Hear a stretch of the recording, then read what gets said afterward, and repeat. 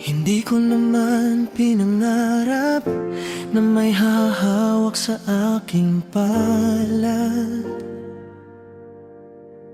Sanay akong tahimik lang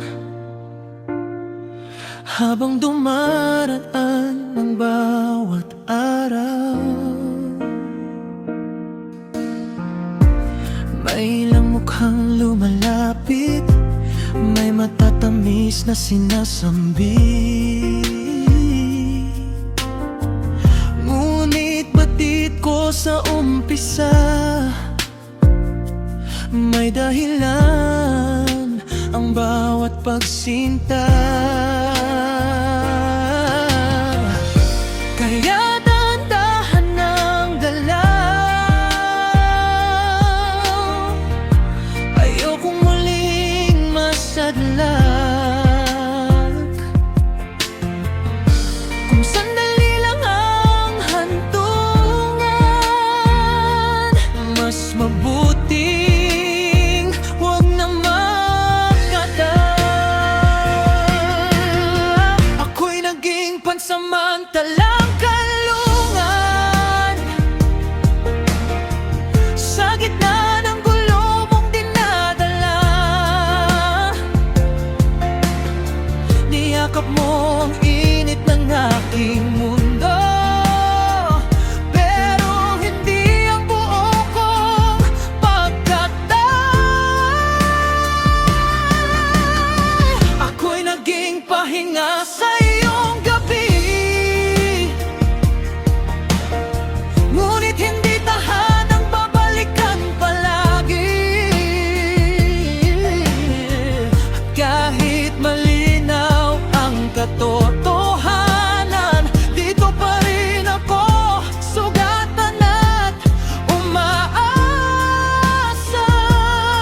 muli.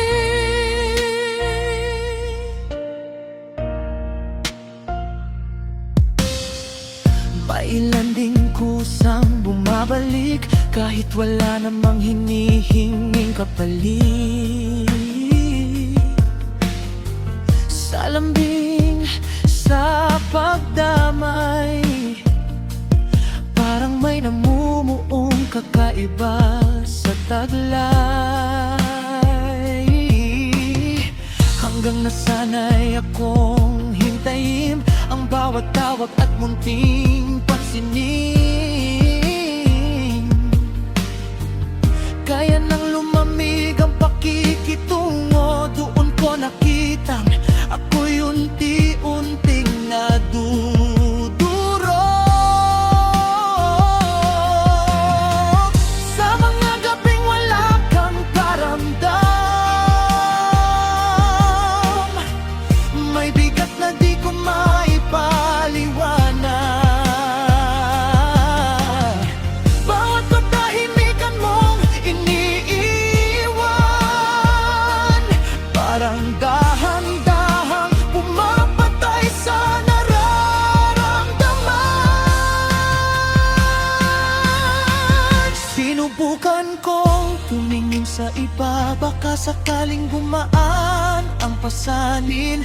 Ngunit sa bawat yakap na hinirang, mas lalong luminaw kung sino ang laman ng damdamin. Kaya ngayon, marunong na akong huminto kapag ramdam kong ako'y maubos ng todo. Dahil ang pinakamabigat dalhin ay pusong ibinigay ng walang kasiguruhan.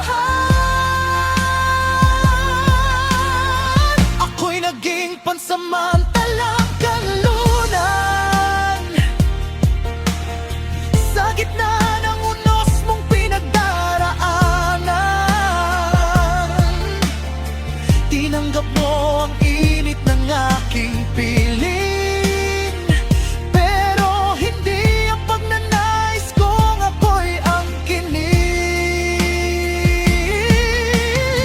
Ako'y naging pahinga sa iyong gabi, ngunit hindi tahanang pipiliin sa huli.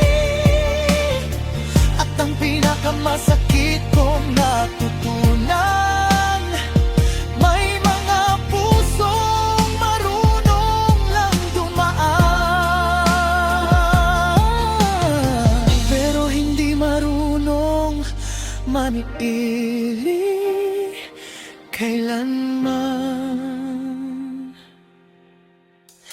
salapi ang aking pinanghinayang,